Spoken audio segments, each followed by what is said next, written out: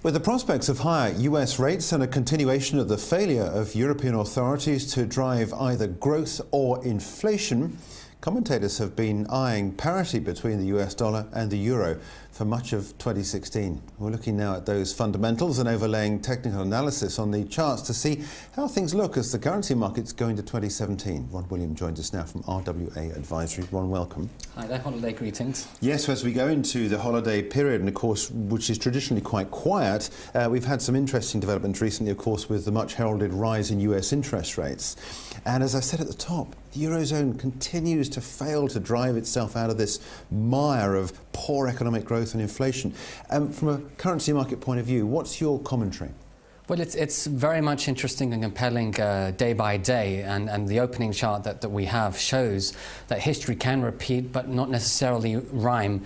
Since the last Fed hike of a quarter point that we saw last Wednesday, the same move that happened in 2015 December had a much lackluster price move on the dollar and other currencies. So you can see there the dollar index had a very mild move of about 0.02%. That's the blue bar on the histogram. Whereas the day of the last week's Fed hike of the same amount was a much more significant 1.1% end of day move since then. Now, of course, it's the move, the hike in general was positive for the dollar, negative for the bond market and for the equity market on the day. But more than that, the reason why this time was different than the other is because the hawkish stance that the Fed had maintained was that much more aggressive into 2017. And also, this was against the backdrop of a more supportive technical and political backdrop with the Trump-elect victory.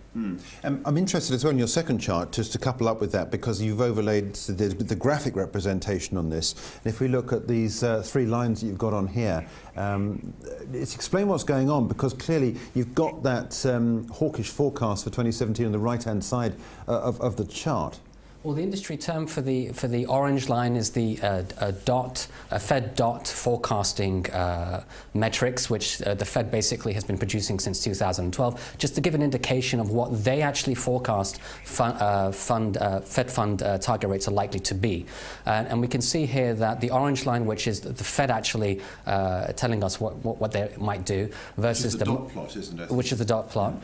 With the black line, that's the market's prediction, both pretty much in line with 2 years of dovish forecasts. So we've been very conditioned for dovish surprises over that period. And so any mild shift in their stance into a hawkish stance, this is what we saw last week, really did have the caliber to shake the market a little bit. And that's what we saw.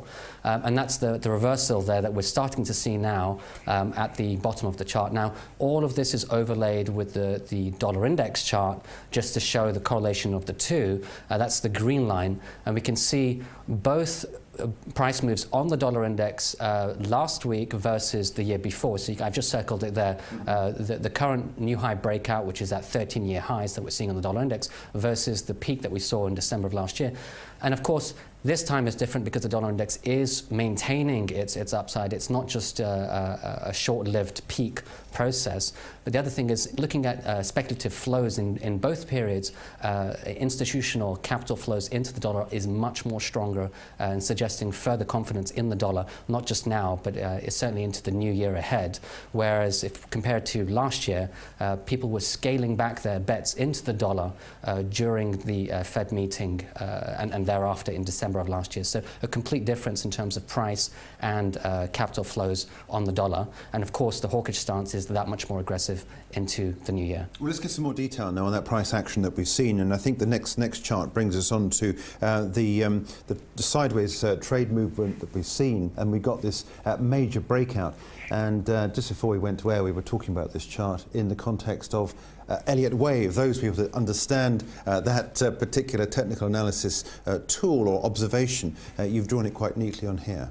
Well, wave analysis is a way of understanding the price sentiment and psychology of a market, and particularly when there's an impulsive move in a strong trend. And that's what we're seeing here in this very strong uptrend that we've seen for the best part of many years, since 2011 when we bottomed in the dollar on the dollar index. So for those who are wondering, will the dollar continue up, or is this likely to be a peak out of some sort, it really does help to look at the technicals at the moment in terms of the long-term structural moves. And what it shows is, one, we have broken out of a 2-year trading range, which is likely to project at minimum the price objective of the height of that range. So that's one thing. So that's a green arrow there, which is replicated on the right-hand side. Yeah? Yes, so it's the green arrow there, which I've then replicated on the upside.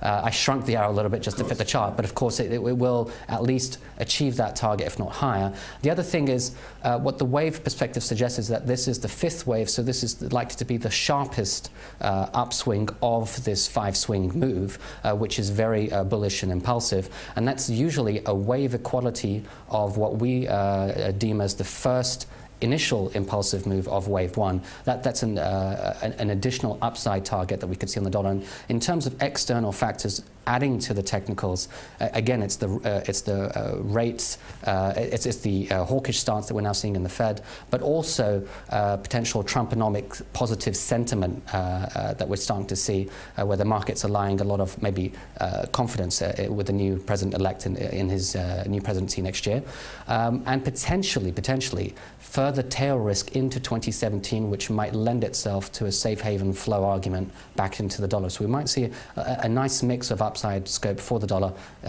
in addition to the technicals. And your next chart moves into that quite neatly, because you've got the euro against the dollar, the German 2-year yield against the Treasury 2-year yield spread, which gives us further indication as to how these two regions are separating. Well, yes, when we're looking for trade ideas, it really is important to look across markets, especially in currency world, to see the other side of the coin. And we can see that there is a great divergence at play here in terms of interest rate policy between the US and the rest of the world, but particularly the US and the EU. And this chart in the green line actually shows the spread, the difference between the US 2-year yield, government yield, versus German Bund government yield on the 2-year side. And what it shows is both are steepening, but the US is ahead of the curve in terms of its on the short end, where the Fed is actually now reactivated a hawkish stance, whereas of course the ECB is doing the opposite with their quantitative easing, which brings to an end, from a technical perspective, a long-term structural bear market in yields, bull market in bonds, which has been running for the best part of 30+ years. So that's suggesting further rise in rates coupled with the new hawkish stance of the Fed. Now, looking at the chart, I've just highlighted there for those who are interested from the fixed income perspective, this divergence is marked by what fixed income practitioners call a bear steepener in the US, so we have rising short and long end yields with a sharper increase on the long side, and on the EU side a bull steepener, which is falling short end, so that's the ECB QE program marked with faster which is falling faster than rising long end yields. So we do see a rise in long end yields on both sides, but it's the central bank policy which is diverging there. And on the chart itself, the net effect is seeing that this spread differential, which is at a historic widening, is actually leading euro-dollar down. So we can see the blue line leading the orange line down, orange line being euro-dollar. Yeah, now this takes us to the final chart, which crowns the whole point of getting together to discuss this, is ultimately the call for parity. And as I said, we've been flirting with this idea most of the year. We've spoken about it before. Most of the foreign exchange currency traders I've been talking to have said it could well happen.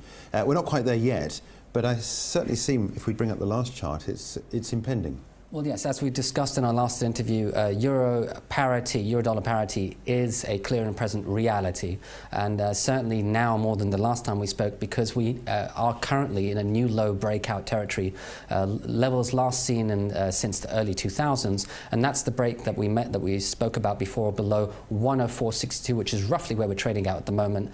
If euro-dollar maintains that on a weekly basis, and certainly into the end of the year, that will suggest further extended downside downside, certainly into parity at the very least, and I have further downside targets in and around 98.70, 98.50, but certainly below parity. Keep in mind also that the both sides for the trade here, this is a dollar positive story and it's also a euro negative story, and on the euro side we still have lots of geometric political risk into the new year with the bout of European elections in France, Germany and many other destinations, which is likely to continue with this populist wave of surprise that we've been seeing so far. Teeing us up for a very interesting 2017. Yes, yeah. Indeed. Ron, thanks very much indeed. It's great to catch up with you again. That's Ron William from RWA Advisory, looking out at the prospects for parity in early 2017 for euro dollar.